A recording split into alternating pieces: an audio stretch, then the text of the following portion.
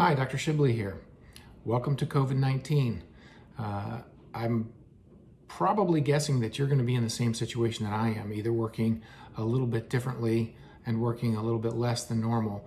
And I think that gives us an opportunity to take some time to do things like I'm doing right now. I'm going to explain to you my top 3 reasons that I like the pneumolyner, and I'm going to follow it up with my top 3 tips on how to be successful at using the pneumolyner. So why do I like the pneumolyner? What's my number 1 priority? My top tip, number 1, is patient safety. So patient safety is going to be my most important priority, and it's the patient's most important priority too. So this is the only FDA cleared device for contained morcellation. And the FDA has really changed the standard of care that requires, if you're going to do power morcellation, that it needs to be contained. The nice thing about the pneumolyner is it's a simple device and it's easy to explain to the patients. So as I'm going through my informed consent, which really is the shared decision making that we all want to have with our patients, they're able to easily understand what we're doing with the pneumolyner. It also kind of reinforces with them that patient safety and their safety is our number 1 priority. So that's my first thing, and my first and most important thing is patient safety. So let me talk to you about the second, number 2, reason that I like the pneumolyner. And that's going to be that it's a standardized technique. So there are very few things that we do that actually have a standardized way of doing it. And not only is it standardized, but of course it requires an FDA required training. So what does that really mean to me? As a physician in a group practice, there's other surgeons in my practice, and any of us that are going to be using the pneumolyner are going to be doing the exact same technique. And because it's a standardized technique, it allows me to fully assess internally in my own practice what's going on and be able to compare patient outcomes. And as we share our patients, we know exactly how things were done. Well, that also then translates into more of the national and international market, is that now we can compare patients apples to apples because we have a standardized technique for tissue extraction. So in terms of more global data collection, that's really important to me, is that we're able to know that a physician in Germany doing this is going to be having the same standardized technique. So we're able to compare patient outcomes. So probably you weren't expecting me to say that, but that's my number 2 reason. So what about my number 3 reason? My number 3 reason is that it's the only FDA cleared device for containment. Well, what does that mean?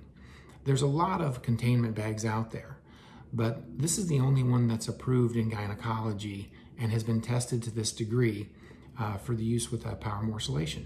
And what that means is we know that this device has been tested to withstand forces in excess of what we normally generate.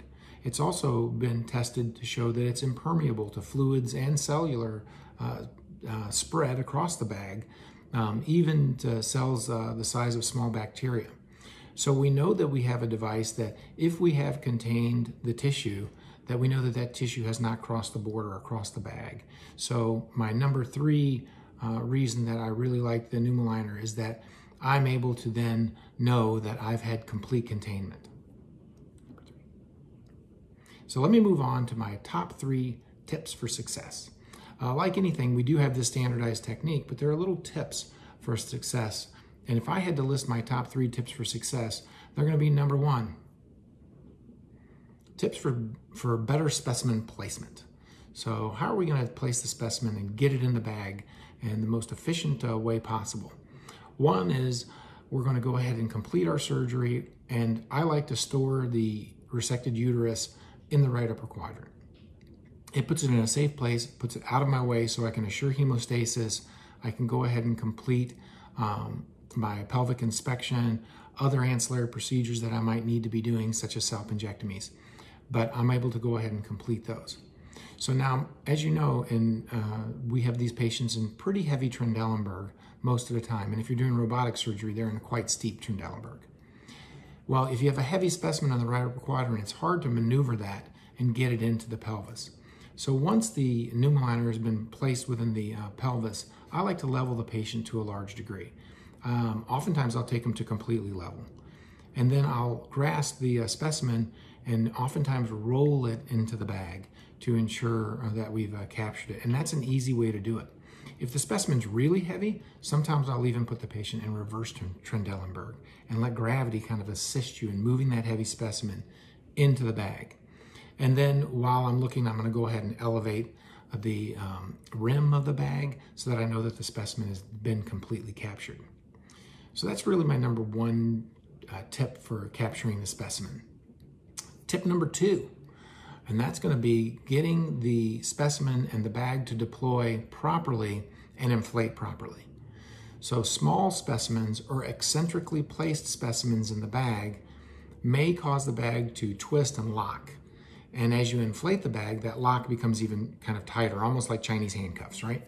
So one of the things that you can do to ensure that is to take the extra time to unfurl the bag quite a bit. I'd say if the specimen's in the bag and you've unrolled the bag a good 2-3 inches, then most of the time when you exteriorize the bag opening and insufflate it, it's going to go ahead and insufflate completely, and you're going to get the maximum room to perform your morcellation. Another tip would be with small specimens, sometimes say small fibroids from a myomectomy, for instance, or even a very small uterus.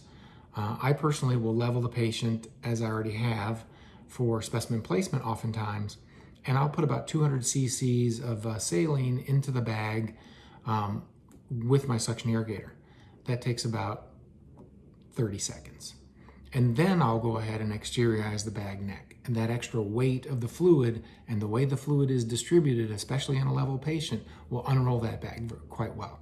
So those would be my couple of tips for helping unfurl the bag, which means that you're going to get a better inflation, and that's going to allow better morcellation. My third tip and final tip is going to be how do you successfully morcellate that specimen? And what I'm going to tell you are a couple of things with morcellation. Number one, move the specimen so that it's far away from your camera. So you'll find there's a lot of room inside the pneumoliner once it's been inflated. So move the specimen so that it's farther away from the camera. The farther away the specimen is from the camera, the larger your field of view. It's pretty simple, but it's important. A lot of times people will try and operate very close to the camera. They can't see as much, especially because this is a single site procedure. So that's one little tip with helping get visualization. The second is, as we insert the morcellator, oftentimes if you insert the grasper, you can't really see the grasper tip beyond the morcellator very well.